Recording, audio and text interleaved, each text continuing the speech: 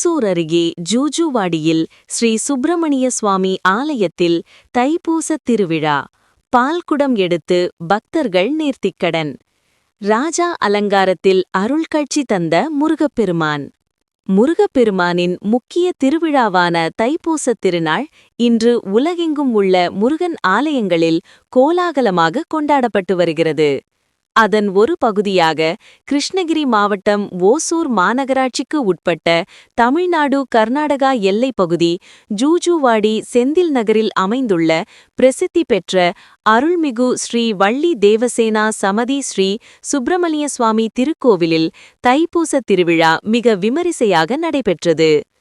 விழாவை முன்னிட்டு இன்று அதிகாலை முதலே மூலவர் முருகப்பெருமானுக்கு பால், தயிர், வெண்ணெய், மஞ்சள், குங்குமம், சந்தனம், திருநீறு மற்றும் பன்னீர் உள்ளிட்ட பல்வேறு நறுமண திரவியங்களைக் கொண்டு சிறப்பு அபிஷேகங்கள் செய்யப்பட்டன. அபிஷேகத்தைத் தொடர்ந்து முருகப்பெருமானுக்கு சந்தனம் மற்றும் வண்ண மலர்களால் சிறப்பு அலங்காரங்கள் செய்யப்பட்டன. பின்னர் எம்பெருமான் ராஜ அலங்காரத்தில் பக்தர்களுக்கு காட்சியளித்தார்.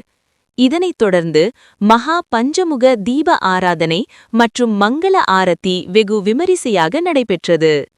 முன்னதாக ஜூஜுவாடி ஊர் பொதுமக்கள் சார்பாகவும் கோவிந்தா அக்ரஹாரம் ஜூஜுவாடி உள்ளிட்ட பல்வேறு பகுதிகளிலிருந்து ஏராளமான பெண்கள் பால்குடம் எடுத்து சுப்பிரமணிய சுவாமி திருக்கோவில் அருகில் கருமாரியம்மன் கோவில் வளாகம் ஊர்வலம் சென்று விநாயகருக்கு சிறப்பு பூஜைகள் செய்து ஊர்வலமாக பால்குடம் எடுத்துச் சென்று வந்தனர். இந்த விழாவில் ஓசூர் மற்றும் அதன் சுற்றுவட்டார பகுதிகளைச் சேர்ந்த ஆயிரக்கணக்கான பக்தர்கள் கலந்து கொண்டனர். முக்கிய நிகழ்வாக 202 பேர் சுமார் 5000 லிட்டர் பாலுடன் பக்தர்கள் பால்குடம் எடுத்து வந்து முருகனுக்கு நேர்த்திக்கடன் செலுத்தினர்.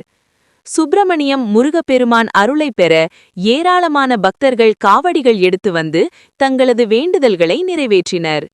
பக்தர்கள் நீண்ட வரிசையில் நின்று ஆரோகரா கோஷத்துடன் முருகப்பெருமானை தரிசனம் செய்தனர். விழாவிற்கான ஏற்பாடுகளை கோயில் நிர்வாகிகளும் மற்றும் ஜூஜுவாடி செந்தில் நகர் பகுதி பொதுமக்களும் சிறப்பாக செய்திருந்தனர்.